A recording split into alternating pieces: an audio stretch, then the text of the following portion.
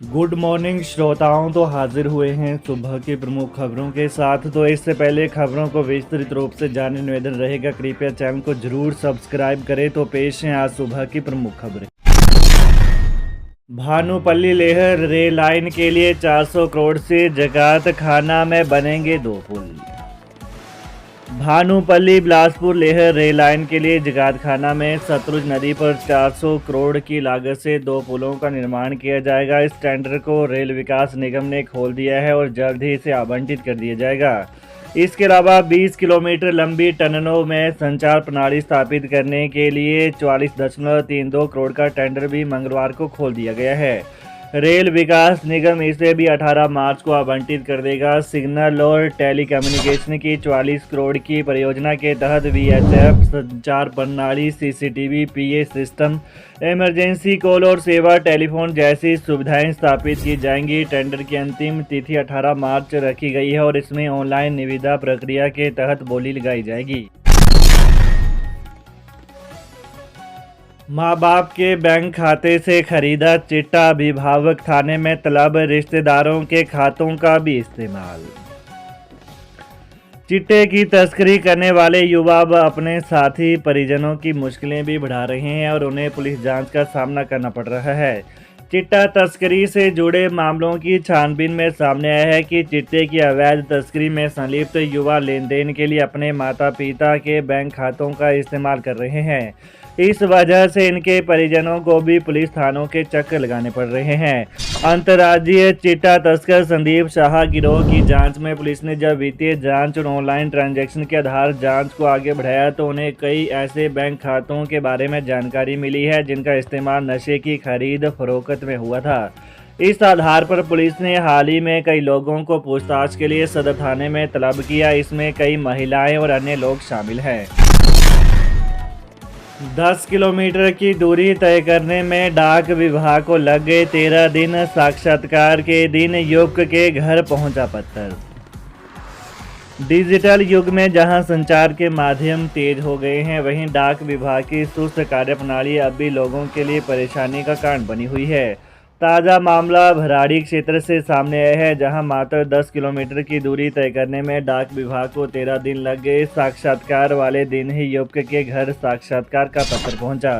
हालांकि जल शक्ति विभाग ने युवक को साक्षात्कार का मौका दे दिया। जानकारी के अनुसार पडियालग पंचायत के डोहरू गांव निवासी कुणाल सिंह ने पिछले साल जल शक्ति विभाग में मल्टीटास्क वर्कर के पद के लिए आवेदन किया था। विभाग ने अब 18 फरवरी को उसका साक्षात्कार निर्धारित किया था। इसके लिए विभाग ने प्रतिभागियों को डाक के माध्यम से साक्षात्कार पत्र भेजे। कुणाल वर्तमान में चंडीगढ़ में रह रहा है। उसने घर वालों को कहा था कि कोई भी जरूरी पत्र आने पर तुरंत उसे फ़ोन करके सूचित करे, लेकिन जब 18 फरवरी की सुबह साक्षात्कार पत्र उसके घर पहुंचा तब तक बहुत देर हो चुकी थी।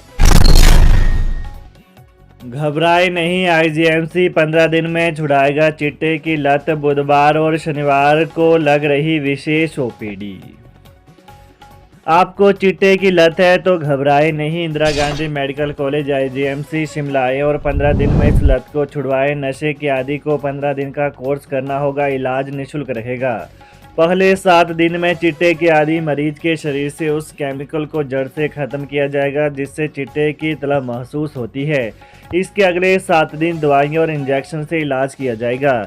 IGMC में बुधवार और शनिवार को चिट्टे के पीड़ितों के लिए विशेष OPD शुरू की गई है। सुबह 9:30 से शाम 4 बजे तक उपचार किया जा रहा है। चिट्टे की गिरफ्त में छोटी उम्र के बच्चे भी आ रहे हैं। अधेड़ भी चिट्टा ले रहे हैं। नाबालिग शौक में ही पार्टियों में चिट्टा ले लेते हैं। इसके बाद इसके आदी बनते जाते हैं। महिलाएं और युवतियां भी चिट्टे की गिरफ्त में हैं। नशे के आदी 2 से 3 लोग रोजाना इलाज के लिए अस्पताल आ रहे हैं। IGMC के मनोचिकित्सक विभाग के assistant professor doctor Ravi Sharma ने कहा कि ऐसे लोगों के इलाज के लिए परिवार खुद आगे आए। इलाज से घबराए नहीं, जिंदगी पहले की तरह हो जाएगी। अभिभावक ने स्कूल में शिक्षक को पीटा। मानसिक प्रताड़ना से जूझ रहे अध्यापक ने दिया इस्तीफा। उपमंडल रामपुर के अंतर्गत DAV पब्लिक स्कूल रामपुर में बीते दिनों स्कूल में पढ़ रहे बच्चे के अभिभावकों द्वारा पीटे गए म्यूजिक अध्यापक और लिपि का मामला तूल पकड़ रहा है। यह मामला 11 फरवरी का बताया जा रहा है कि प्रदीप का बेटा स्कूल में गिर गया था, जिससे गुस्साए पिता स्कूल पहुंचे और बिना कुछ सोचे समझे शिक्षक को थप्पड़ और घूंसे मारने लगा। स्कूल प्रशासन ने बीच बचाव किया, लेकिन प्रदीप का गुस्सा काबू से बाहर था। जानकारी के अनुसार प्रदीप चौहान नामक व्यक्ति रचौली में हार्डवेयर की दुकान चलाता है और खुद को 10 करोड़ की संपत्ति का मालिक बताता है, जिसने गुस्से में शिक्षक की बेरहमी से पिटाई कर दी थी। इस घटना के बाद प्रशासन चुप्पी साधे हुए है, जिससे स्कूल की सुरक्षा व्यवस्था पर सवाल उठ रहे हैं। स्थानीय लोगों और शिक्षक संघ में आक्रोश है। इस घटना के बाद स्थानीय लोगों और शिक्षक संघ ने कड़ी कार्रवाई की मांग की है। लोगों का कहना है कि अगर ऐसे मामलों पर तुरंत कार्रवाई नहीं की गई तो स्कूलों में अनुशासनहीनता बढ़ेगी। शिक्षक ने इस मामले पर डीएवी के प्रबंधन से हस्तक्षेप कर कानूनी कार्रवाई की मांग की है। जल्द होंगे शिक्षकों के युक्तिकरण के आदेश जारी। प्रदेश सरकार जल्द ही शिक्षकों के युक्तिकरण आदेश जारी कर सकती है। बताया जा रहा है कि संबंधित फाइल विभाग की ओर से सरकार को भेज दी गई है। इसमें जेबीटी, टीजीटी तथा सीएंडबी शिक्षक शामिल हैं। इस दौरान विभाग ने 600 से ज़्यादा शिक्षकों की सूची तैयार की है। इस दौरान विदाउट टीचर चल रहे 130 स्कूलों में जेबीटी शिक्षकों को भेजा जाएगा। प्रदेश में शिक्षक भर्ती नियमों में बड़ा बदलाव। हिमाचल में शिक्षक भर्ती अब national council for teacher education यानी एनसीटी के नियमों के अनुसार ही की जाएगी। भविष्य में यदि एनसीटी नियमों में कोई संशोधन करती है तो यह संशोधन हिमाचल में स्वतः लागू हो जाएगा। इसके लिए भर्ती नियमों को दोबारा से नोटिफाई करने की ज़रूरत नहीं होगी। हिमाचल सरकार ने एसएमसी एलडीआर कोटे के लिए बदले गए भर्ती नियमों में यह प्रावधान कर दिया है। अभी यह प्रावधान टीजीटी, जेबीटी और ड्राइंग मास्टर के भर्ती नियमों में हुआ है।